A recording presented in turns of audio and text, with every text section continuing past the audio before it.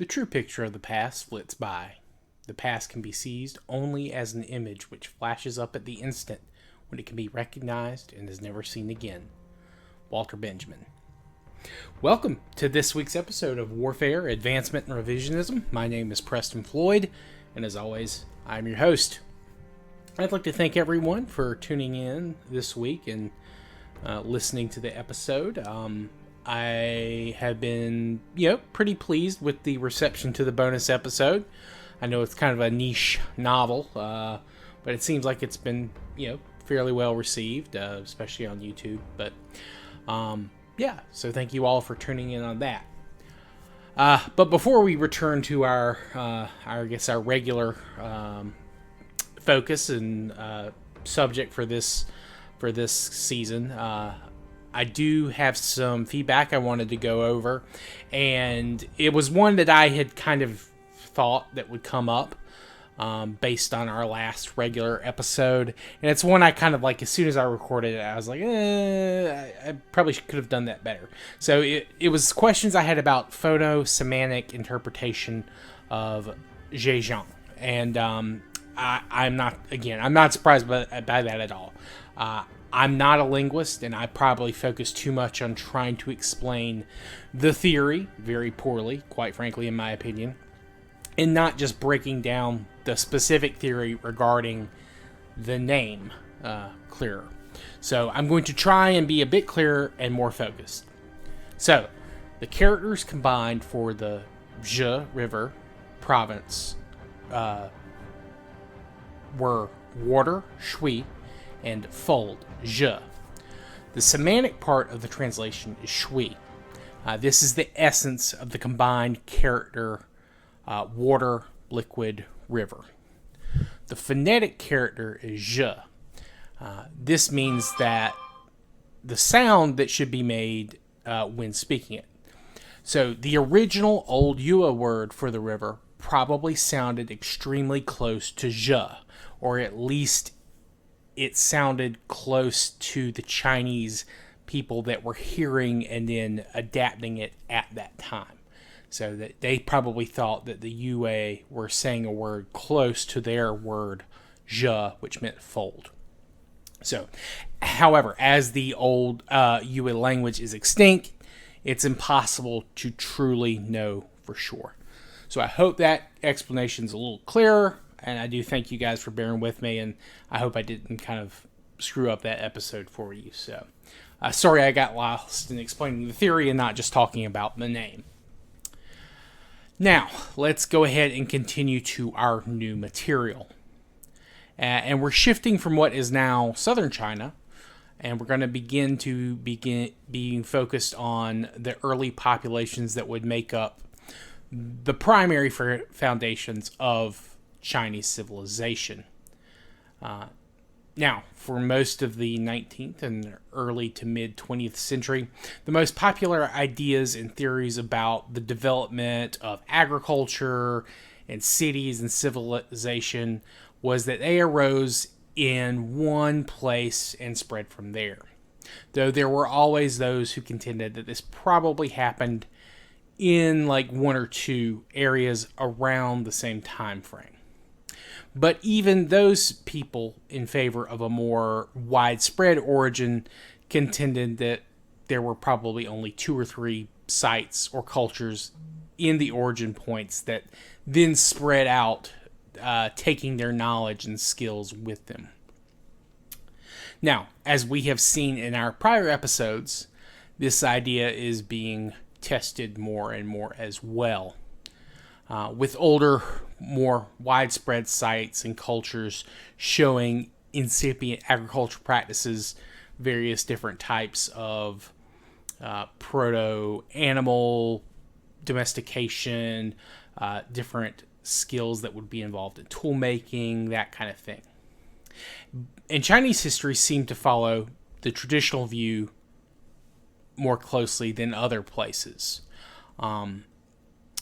For a long time, popular history, myths, archaeology, and oral traditions among the Chinese people themselves tended to all support a single group being responsible for the emergence of the proto-Chinese culture.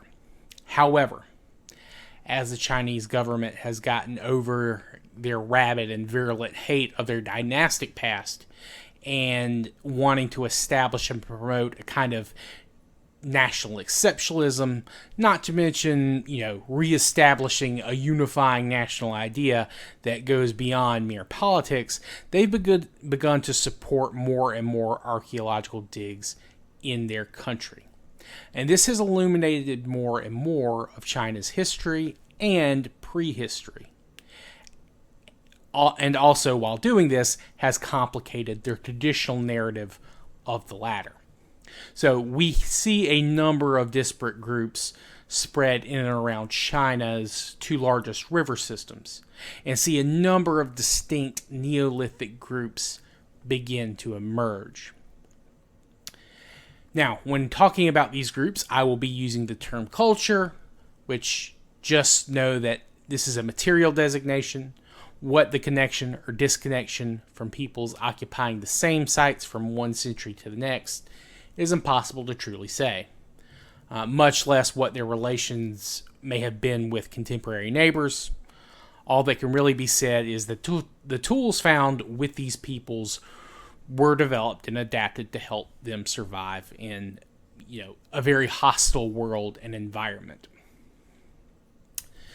Now, one of the oldest and best known of these so-called cultures is known as the Nanzhuangtou culture. And then again, I do apologize if I'm butchering the pronunciation for this for any Chinese-speaking listeners. This site was discovered in 1986 and has several layers showing various times of occupation and use. The final layers show a group becoming distinctive from other Paleolithic hunter-gatherer sites, with a mix of these late Paleolithic tools and early Neolithic toolkits beginning around 500 years before our current time frame, so 8,500 BC. The name of the site means South Head Village or South Chief Village. The type site of this group was found in a peat bog near a lake called Baiyang. The name can be translated several ways, but the one I saw most often was White Sea Lake. This is inside the Chinese province of Hebei, or Hebei, or Hebei.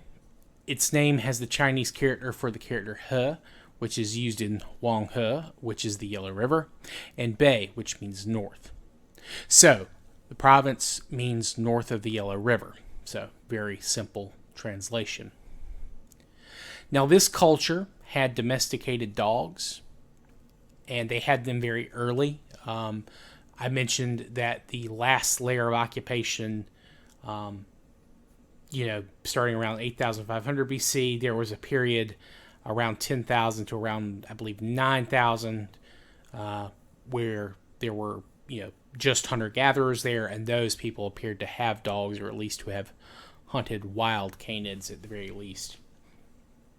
But by the time of our season that we're currently covering, they definitely had domesticated dog breeds.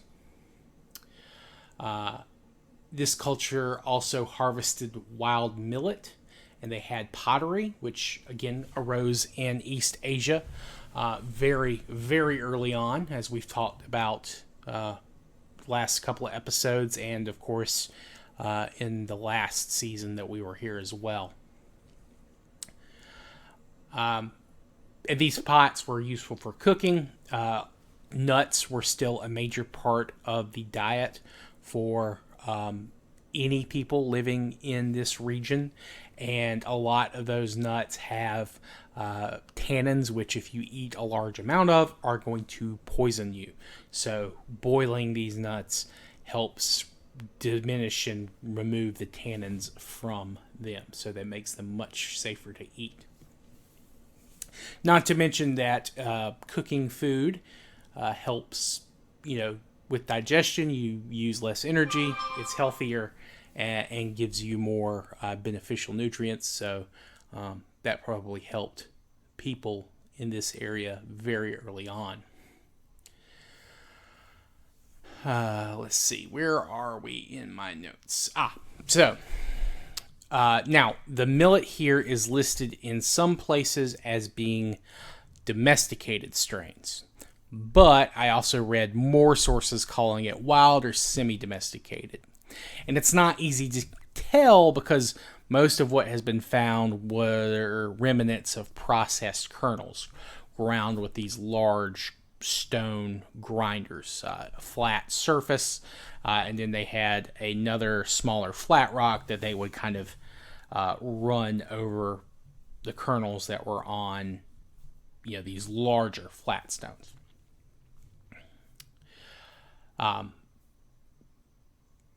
So again, it's pretty debated.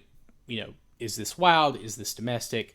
I'm willing to bet that towards the end there probably were what we might consider true domestic strains, but they would still be mixed in with a majority wild or semi-wild cousins. Of course, because we see this Neolithic toolkit, smaller specialized tools and blades are appearing. And someone had to ask what bladelets technically are. So those are blades that are longer than they are wider. A lot of early Acheulean hand axes, things like that. They take up your whole hand. The blade is made up by the entire surface or edge. The entire tool itself is almost a blade. A bladelet is very narrow, or it can be narrow, or very thin at least. That's what we mean when we say bladelet.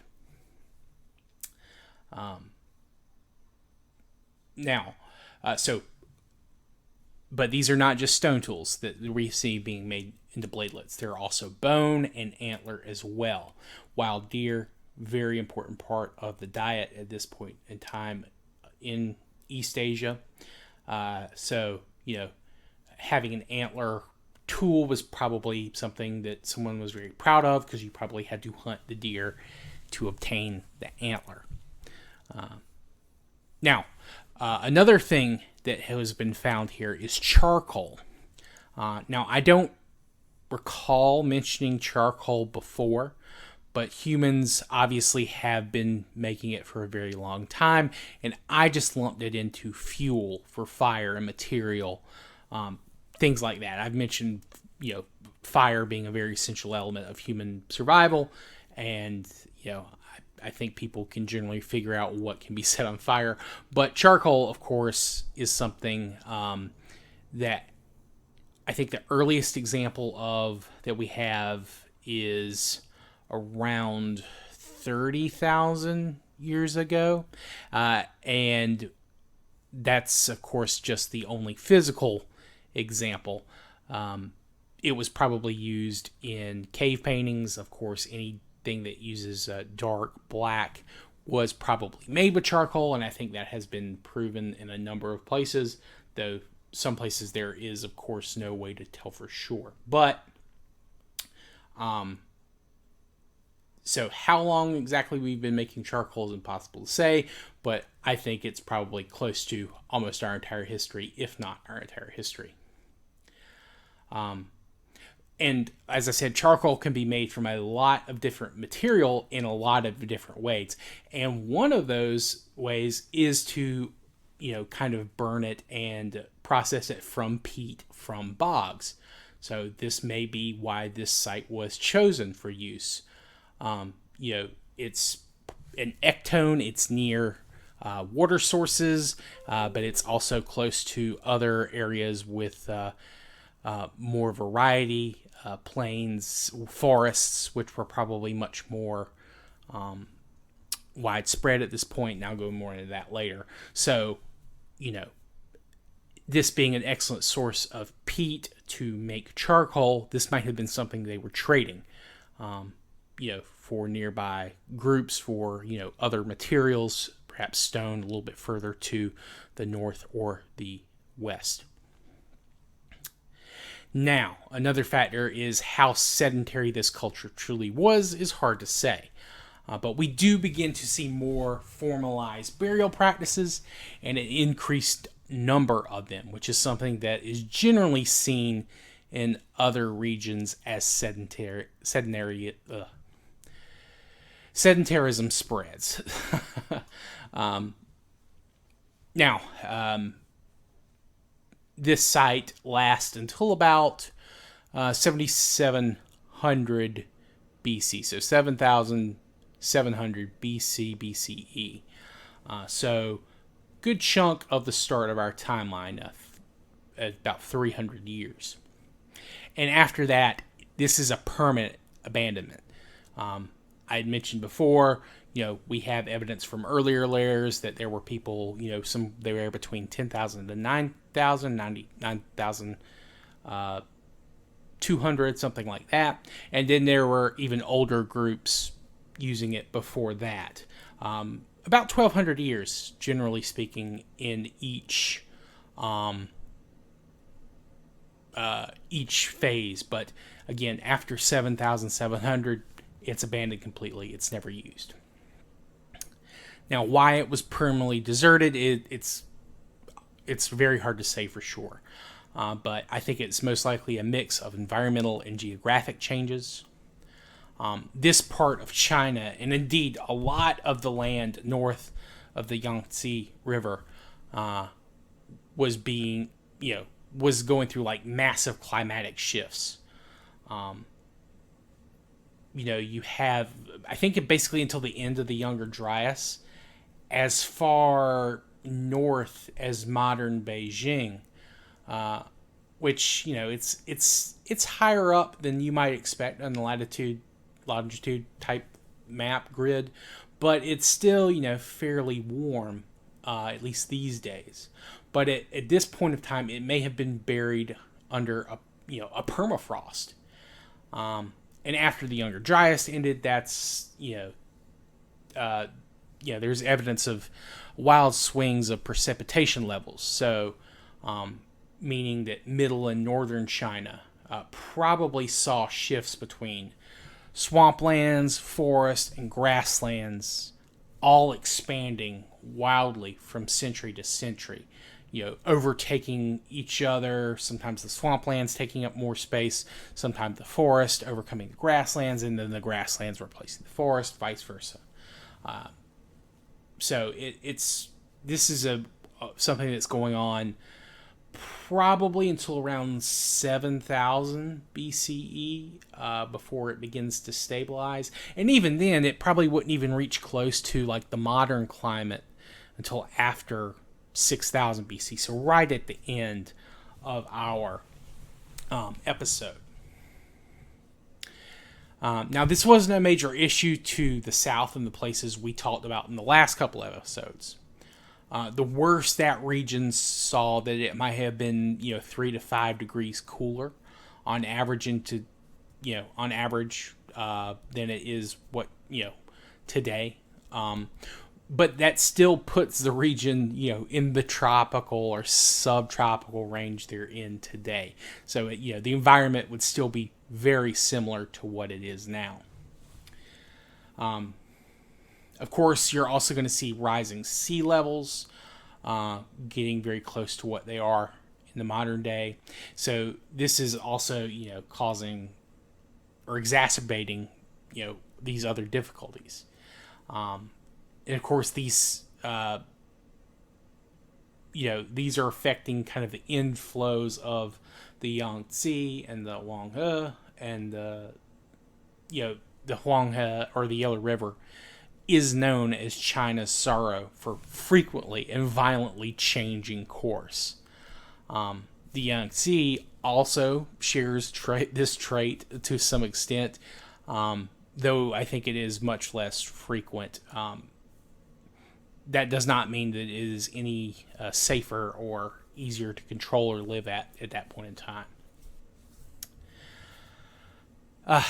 Now, in China, we see evidence that these groups that are transitioning to a sedentary Neolithic kind of agriculture or semi-agricultural lifestyle, they begin to put strain on local resources like their earlier, purely hunter-gatherer ancestors, like all hunter-gatherers do after a period of time.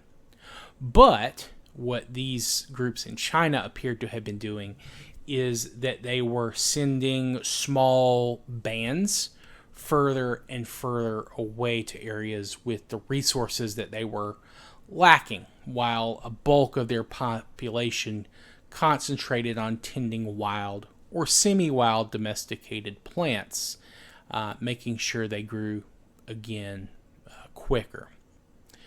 And it's possible that they were also in the process of domesticating wild pigs or boars. This East Asia is one of the regions where this is believed to have happened earliest, and this is probably something that a lot of different groups are trying their hands at. And of course, you still have your good old hunting parties. And I'll go into this in greater detail when we talk about the urbanization episode I'm planning. But, with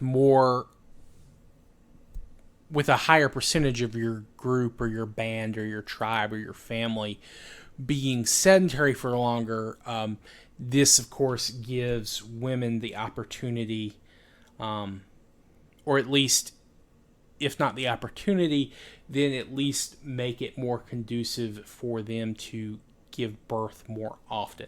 With less movement, you don't have to worry about spacing your children out quite as much. But again, we'll get into more details on that and theories about urbanization and population changing at that time. And I should point out that there are a number of sites in Nanzhuangtou, aside from Nanzhuangtou, some further to the west towards the mountains, some in that kind of middle period or middle portion of the Huanghe. There are a number of sites similar to this, although I believe Nanzhuangtou is still the one that has the first and oldest evidence of this Neolithic or proto-Neolithic lifestyle. I think the other sites are very similar to those earlier layers of Nanzhuangtou. Of course, it's very possible that I'm wrong. There are a bunch of articles about this in Chinese that I am not equipped to properly translate. But most of those sites that share these the Paleolithic hunter-gatherer lifestyle with the early elements of Nanzhuangtou, I believe all of those, with very few exceptions possibly, are abandoned right around 7,000 BC. Now, eventually, though, most of those older sites, again, are deserted, 75 to 7,000 BC, somewhere in that time frame. There was probably a widespread drought or disaster that caused the more sedentary lifestyle to be abandoned due to lack of experience and understanding of crop management. It's also possible that there may have been a big flood or numerous floods due to the changing precipitation. The East Asian monsoon becomes more regular and begins to hit kind of that middle to upper part of China or modern China today, that it probably wasn't getting that far inland or that far north prior to this point. And that could have led to again, a number of kind of crisis points causing these sites to be abandoned or make them less viable. Or it may have made other sites more viable, possibly, too. It's possible there wasn't a big disaster. But it wouldn't surprise me either if that we didn't see some... or that there might have been some sites that have still not been discovered that are more similar to Nanzhuangtou. These floods or disasters, maybe landslides, things like that, could have also buried similar groups as well. But around 1,000 anywhere between 1,000 to 500 years later, we see a number and much more widespread Neolithic sites begin to emerge.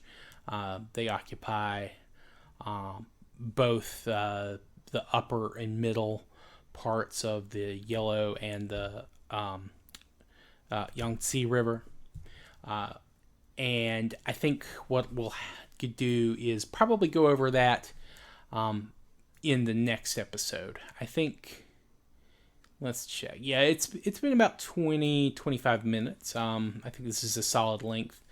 I didn't have much time to work this week and make my notes because of I didn't get back until middle of the week from the holiday. And that bonus episode actually took a lot longer than I thought it would take to record. So I think probably the easiest way to do it is we'll call the episode here. And next week we will go over the numerous Neolithic sites that emerge after the kind of the mid or late 7000s BC. And a number of these places we'll return to once we get to our next season, because some of these sites and material cultures are, they will continue, and they will be, again, they'll be part of the foundation of what will become Chinese civilization. So we'll talk about that. We'll talk about how instead of maybe one or two, fairly close in proximity groups, there's still probably two or three main groups, but they're not in isolation from each other. They are in contact probably with each other, or at the very least some smaller regional groups that are between. So there's probably a sharing or maybe a kind of inter-struggle between these various factions. And that some of that might even show up in Chinese mythology, or at least the echoes or the distant remembrances of these interactions between various groups might show up. But we probably won't get the Chinese mythology until next season, the very basis for it at least. Which is something we don't deal with in the West here almost at all. We only know some of the bigger, just very broad, more more children myth, or myths more geared towards children, like some of the more edited Greek myths, I guess, that you might read out of a bedtime story or something like that. But yeah, so I think probably at least 1 to 2 episodes to talk about those groups. If I can't finish them next week, we'll probably do another kind of finish up, and then we'll kind of do like that overview I've been promising, to talk about who the big groups are and where they were and how they interacted and will eventually evolve in this area during, I guess, our next time kind of focus. So, I hope you've enjoyed this week. I hope I helped or better explained the Zhejiang explanation or theory a little bit more. If you have any questions or feedback for me for this week or any of my prior episodes, please feel free to reach me via email at waradrevpod@gmail.com. You can direct message me on Twitter. My DMs are open there. You can also comment on any of my YouTube videos. And if you haven't subscribed there or anywhere, please do. Auto download, whatever you want to do, however you would like to support the show. I would appreciate it very much. I have done a little bit of streaming this past week. I think I'd mentioned that I had done like part 1 of a little playthrough of a game set during the 10,000 BC period. And I did another part of that last week. It did get age restricted, so if you are subscribed on YouTube, but you have like content controls for like for mature audiences or kids, it may not have popped up on your feed. But you can find that video, of course, if you are of age and search for it. But yeah, thank you all again for listening. I hope you have had a good week and that you will have a good week going forward. Thank you all. Have a good night. Goodbye.